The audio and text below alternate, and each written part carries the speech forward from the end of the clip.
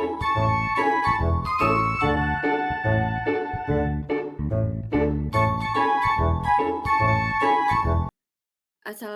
warahmatullahi wabarakatuh. Kami dari kelompok 6RA akan mempresentasikan hasil diskusi kami mengenai komponen dan efisiensi transmisi daya dari mata kuliah motor dan daya dosen pengampu Bapak Harmiansa STMT. Sebelum masuk ke materinya, kami dari kelompok 6 beranggotakan Niken Revelina Sahila, Meryl Adelia, Wilfa Yuliana, Siti Rabiu Salis, dan juga Jelita Baru Ginting. Yang pertama ada pengertian transmisi daya. Transmisi daya merupakan mekanisme untuk mentransfer energi yang biasanya dalam bentuk torsi dan juga bentuknya putaran dari sumbernya seperti motor listrik ataupun komponen mesin yang melakukan kerja. Tujuan dari transmisi daya adalah untuk mengubah kecepatan putar atau RPM, mengubah torsi, mengubah arah putaran, dan menyalurkan daya ke lokasi yang berbeda. Kemudian transmisi daya terdiri dari jenis-jenis yang berbeda. Yang pertama ada transmisi sabuk atau belt drive, yang kedua ada transmisi rantai atau chain drive, yang ketiga ada transmisi roda gigi atau gear drive. Selanjutnya, masuk ke mekanisme kerja tiap transmisi. Mekanisme kerja tiap transmisi terbagi menjadi 3, yaitu transmisi manual, transmisi otomatis, dan transmisi CVT, atau Continuously Variable Transmission. Pada transmisi manual, mekanismenya itu yang pertama, perpindahan gigi dilakukan secara mekanis dengan tuas dan pedal kopling. Yang kedua, kopling memutus dan menyambung tenaga dari mesin ke transmisi. Yang ketiga, gigi rendah untuk torsi besar, gigi tinggi untuk kecepatan. Yang keempat, dibantu sistem sinkronisasi agar perpindahan gigi halus. Kemudian, pada transmisi otomatis transmisi otomatis memakai sistem hidrolik dan torque converter untuk menyalurkan tenaga tanpa kopling manual. Kemudian perpindahan gigi diatur secara otomatis lewat valve body and planetary gear set sesuai kecepatan kendaraan. Kemudian sistem ini nyaman dan halus, tetapi lebih boros bahan bakar dan lebih rumit dibandingkan dengan transmisi manual. Yang terakhir, pada transmisi CVT, itu bekerja dengan perubahan rasio terus-menerus tanpa perpindahan gigi, menggunakan 2 puli variabel dan sabuk baja fleksibel. Kemudian diameter puli berubah otomatis untuk menyesuaikan rasio transmisi sehingga putaran mesin tetap halus tanpa hentakan. Sistem dikendalikan oleh ECU atau TCU agar akselerasi lebih mulus dan efisien, namun respon sedikit lebih lambat dan perawatan lebih mahal. Perhitungan rasio transmisi. Rasio transmisi dengan lambang I adalah perbandingan antara kecepatan input dan output. Rasio ini menentukan perubahan kecepatan dan torsi. Untuk rumusnya itu pada I sama dengan N input dibagi N output, sama dengan D output dibagi D input, sama dengan T output dibagi T input.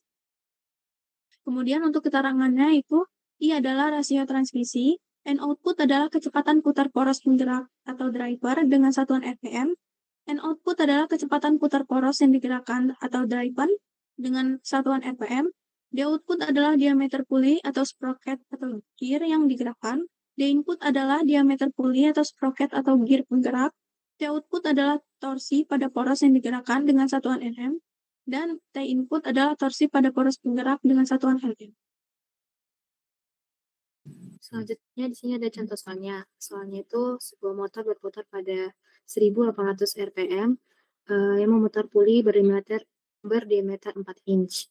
Puli tersebut dihubungkan dengan sabuk ke puli kedua yang berdiameter 12 inch. Hitung rasio transmisi dan kecepatan output. Sebelum itu kita perlu cari tahu dulu diketahuinya apa aja. Yang pertama itu N inputnya itu 1800 rpm, D inputnya itu 4 inch, dan D outputnya 12 inch. Terus di sini ada penyelesaiannya. Yang pertama kita tuh hitung rasio transmisi dengan rumus I sama dengan D output per D input.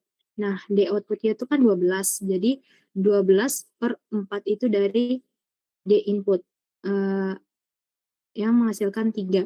Jadi rasio transmisinya itu 3:1, yang mana puli outputnya itu berputar pada 3 kali lebih lambat dari puli input. Terus yang ke B itu kita mencari hitung kecepatan outputnya dengan menggunakan rasio transmisi, yang mana tuh dengan rumus I sama dengan N input per N output. Di situ kan udah diketahui I-nya sama dengan 3. Nah, jadi masukin atau dengan yang diketahuinya. 3 sama dengan 1.800 per N output. Sehingga N output-nya itu sama dengan 1.800 per 3 sama dengan 600 RPM. Jadi rasio transmisinya eh, di kecepatan output-nya itu adalah 3:1, yang mana kecepatan output-nya 600 RPM.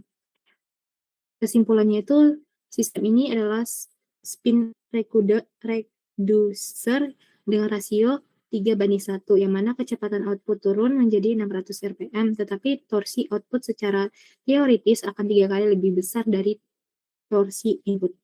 Next. Nah, yang kedua yaitu perhitungan efisiensi transmisi.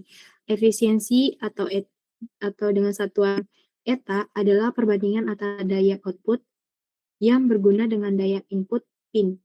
Selisih antara input dan output adalah kerugian daya loss yang sebagian besar disebabkan oleh friksi. Rumus efisiensinya itu eta sama dengan P output per P input dikali 100%.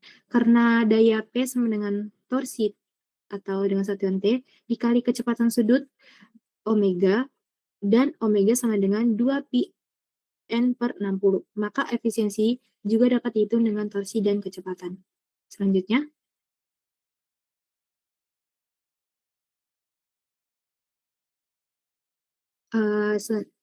selanjutnya perhitungan efisiensi transmisi. Efisiensi kas untuk setiap sistem itu ada 3. Yang pertama, transmisi sabuk atau P-build dengan 90% kurang 98%. Yang mana itu tergantung ketegangan dan kondisi. Yang kedua, transmisi rantai dengan pelumasan baik, yaitu 97% dikurang 98%. Yang ketiga, transmisi roda gigi. Transmisi roda gigi ini terbagi menjadi tiga. Yang pertama, spur gear dengan 98% dikurang 99,5%. Yang kedua, helical gear 98% dikurang 99,7%. Yang ketiga, world gear yaitu 50% dikurang 90%, yang artinya sangat Nah, tergantung pada rasio selanjutnya dan itu gesekan. ada contoh Selanjutnya, soal lagi. Dari contoh sebelumnya, jika daya input dari motor adalah 5 kW dan efisiensi sistem sabuknya adalah 95%, berapa daya outputnya? Untuk penyelesaiannya itu mu sama dengan P output dibagi P input kali 100%. Nah, 95% ini sama dengan P output dibagi 5 kW dikali 100%. P outputnya itu 95 dibagi 100 dikali 5 kW, hasilnya 4,75 kW. Jadi daya yang berhasil ditransmisikan adalah 4,75 kW. Sebanyak 0,25 kW hilang sebagai panas, terutama akibat gesekan. Selanjutnya itu analisis kerugian friksi. Kerugian friksi adalah penyebab utama inefisiensi dalam sistem transmisi. Friksi mengubah energi mekanik menjadi energi panas yang terbuang. Sumber-sumber kerugian friksi itu ada 3. Yang pertama, pada transmisi sabuk. Pada transmisi sabuk itu termasuknya seperti yang penampangnya itu bentuknya V.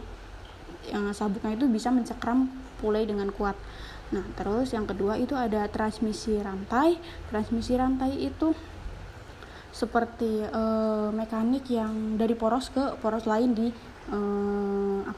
di mesin itu. Terus yang ketiga itu ada transmisi roda gigi, yang dimana transmisi roda gigi itu maksudnya roda giginya itu bersinggungan dan bekerja sama-sama gitu. Berikutnya itu faktor yang mempengaruhi besarnya kerugian friksi. Yang pertama yaitu beban, yang kedua itu kecepatan, yang ketiga itu kualitas permukaan, yang keempat itu ada pelumasan, yang kelima material, dan yang terakhir itu ada kesejajaran. Next. Berikut kesimpulan dari hasil presentasi kami, di mana transmisi daya merupakan sistem penting dalam mesin dan kendaraan untuk memindahkan energi dari motor atau mesin ke komponen kerja, sesuai kebutuhan torsi dan kecepatan. Sistem ini bekerja dengan berbagai mekanisme seperti sabuk, rantai, roda gigi yang memungkinkan transfer energi secara efisien. Tetapi, setiap jenis transmisi memiliki karakter berbeda dalam efisiensi, tingkat kerugian, dan aplikasi praktis. Transmisi manual biasanya sederhana dan mudah dirawat, namun membutuhkan usaha operator, sedangkan transmisi otomatis dan CVT lebih nyaman tetapi rumit serta biaya perawatan lebih tinggi. Dalam aplikasi praktis, perubahan rasio transmisi dan torsi menjadi aspek utama untuk menyesuaikan kebutuhan mesin. Misalnya, perlambatan putaran pada beban berat atau akselerasi pada beban ringan, namun kerugian daya akibat friksi tetap menjadi tantangan. Next. Berikut jurnal yang kami gunakan dalam presentasi kami. Sekian presentasi dari kami kelompok 6RA. Apabila masih terdapat kekurangan, kami mohon maaf. Wabillahi taufiq wal hidayah. Wassalamualaikum warahmatullahi wabarakatuh.